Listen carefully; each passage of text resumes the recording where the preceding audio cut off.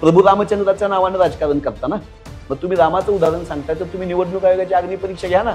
106-7 वर्षाचा मुलगा आणि 40 वर्षाचा बाप अशी नाव आहे.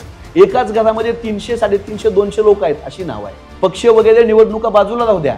अशी लोकशाही कंडक्ट करायची आपल्याला, अशा निवडणुका घ्यायच्या. ही लोकशाहीचा गळा घोटण्याची कृती आहे. संसदेतला विरोधी पक्ष नेता आहे, त्यांनी आक्षेप उभा केल्यानंतर तुम्ही उत्तर देणं अपेक्षित आहे, ते सोडून तुम्ही धमकी देताय. राहुल गांधींनी मोठ्या प्रमाणात सुरू केलेलं आहे वोट चोरी विरुद्धचं आंदोलन.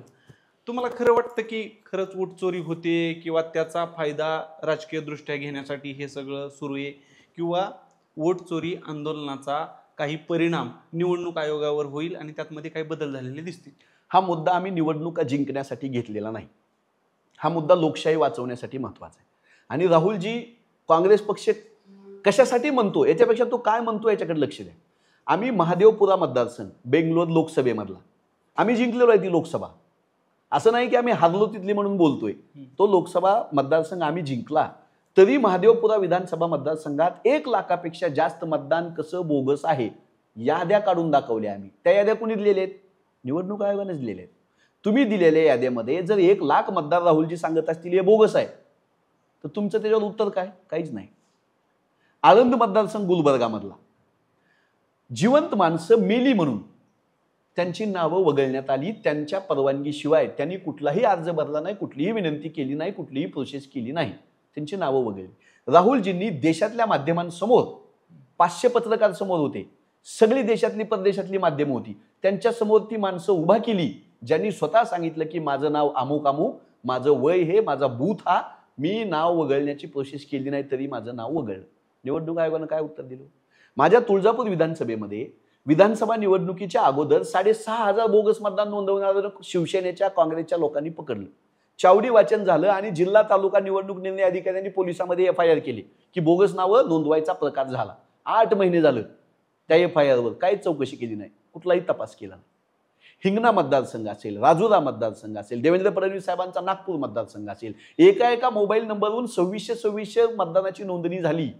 106-7 वर्षाचा मुलगा आणि 40 वर्षाचा बाप अशी नावं आहेत. एकाच घरामध्ये 300, 350, 200 लोक आहेत अशी नावं आहेत. हे काय घोळ आहे? पक्ष वगैरे निवडणुका बाजूला राहू द्या. अशी लोकशाही कंडक्ट करायची आपल्याला, अशा निवडणुका घ्यायच्या. आणि निवडणूक आयोग उत्तर द्यायला तयार नाही. राहुलजींना ॲफिडेव्हिट द्या म्हणतात. अरे देशाचे विरोधी पक्ष नेता आहेत, 100 खासदार त्यांचे आहेत, संसदेतला विरोधी पक्ष नेता आहे, त्यांनी आक्षेप उभा केल्यानंतर तुम्ही उत्तर देणं अपेक्षित आहे, ते सोडून तुम्ही धमकी देताय. आणि भारतीय जनता पक्षाचे देवेंद्र फडणवीस साहेब लेख लिहित आहेत निवडणूक आयोगाच्या समर्थनात. आम्ही निवडणूक आयोगाला बोललं की भाजपाची लोक समोर येऊन बोलतात. कशासाठी हो?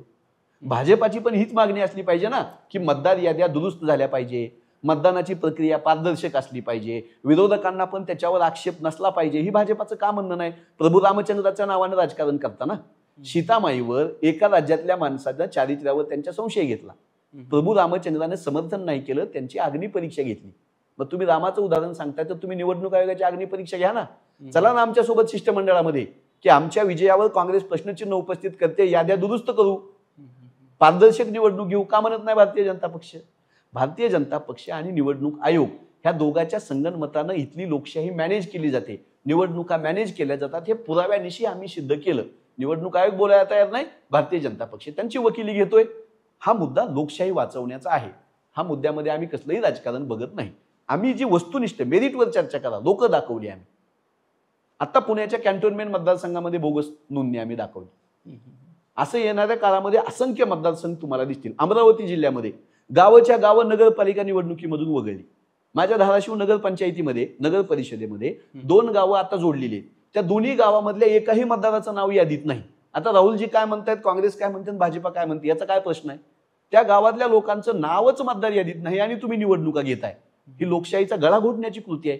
त्याच्यावर राहुलजी बोलतायत, त्याच्यावर देशभर काँग्रेस कार्यकर्ते रस्त्यावर आहेत. आणि आता महाराष्ट्रातले सगळे पक्ष बोलतायत. राज ठाकरे साहेब बोलले, उद्धव साहेब बोलले, पवार साहेब मैदानामध्ये आहेत, सगळे आम्ही बोलतोय.